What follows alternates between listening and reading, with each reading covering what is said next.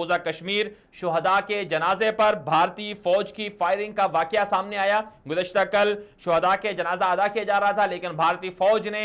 وہاں پر فائرنگ کر دی اور فائرنگ کے نتیجے میں تقریباً 16 کے قریب کشمیری زخمی بھی ہو گئے۔ اور گزشتہ کل ہی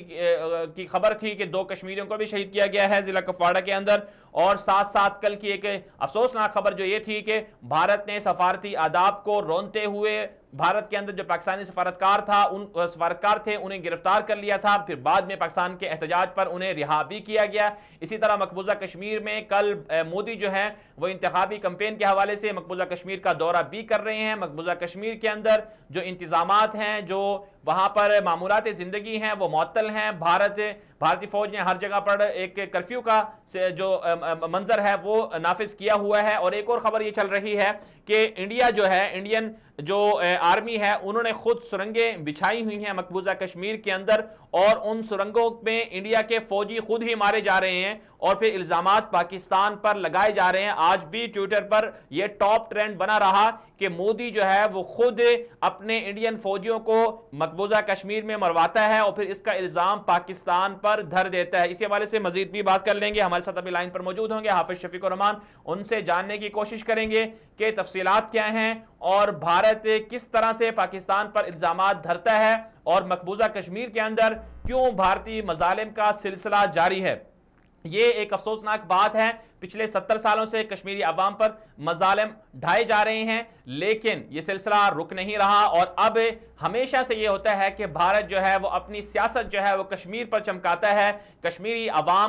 عوام کے خون پر اپنی سیاست کو رنگین کیا جاتا ہے۔ بھارتی سیاستدان سارے کے سارے، تمام کے تمام سیاسی جماعتیں، چاہے بی جے پی ہو یا کانگریس ہو یا دیگر جماعتیں ہوں، سب کی سب کشمیر کے حوالے سے بیک آواز ہیں اور کشمیر پر بھارتی قابض جو فورسز ہیں ان کی کارروائیوں کا دفاع بھی کیا جاتا ہے۔ اور یہ کہا جاتا ہے کہ کشمیری عوام پتھر مارتے ہیں تو بدلے میں انڈین آرمی جو ہے وہ ان کو مارتی ہے۔ بلکہ گزشتہ مہینے ایک بیان بھی سامنے آیا تھا جس میں بھارتی آرمی چیف کا یہ متنازع بیان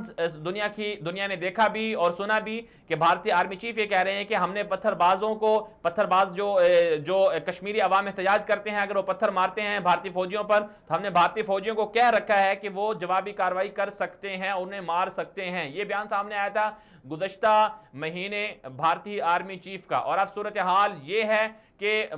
نریندر مودی جو ہیں وہ دورہ کرنے جا رہے ہیں کشمیر کا، اور ساتھ میں وہاں پر معمولاتی زندگی بھی معطل ہے، انٹرنیٹ سروس بھی معطل ہے، اور اس کے ساتھ ساتھ وہاں جو عام جو لوگ ہیں ان کے لیے زندگی بڑی ایک سخت کر دی گئی ہے، کیونکہ گھروں میں وہ محصور کر دیے گئے ہیں، وہاں پر ہڑتالیں ہیں، بازار بند کیے جا رہے ہیں، اور بلکہ ہر روز ہی ایسا کوئی معاملہ ہوتا ہے۔ اس سے پہلے ہم نے دیکھا کہ سبز کپڑے پر بھی پابندی لگا دی گئی تھی، اور اب جو ایک اور خبر سامنے آئی ہے اس کے مطابق یہ ہوا کہ خود وہاں پر سرنگیں بچھائی گئی ہیں مقبوضہ کشمیر میں، ان سرنگوں کے ذریعے بھارتی جو فوجی ہیں وہ خود مارے جا رہے ہیں اور الزام پاکستان پر لگایا جاتا ہے۔ تو یہ حقائق ہیں بھارت کے، یہ چہرہ ہے بھارت کا، یہ صورتحال ہے بھارت کی مقبوضہ کشمیر میں۔ اور دوسری طرف سے بھارت چونکہ دنیا بھر میں جمہوریت کا راگ الاپتا ہے، بھارت یہ کہتا ہے کہ دنیا کا سب سے بڑا جمہوری ملک بھارت ہے، لیکن جمہوری ملک کا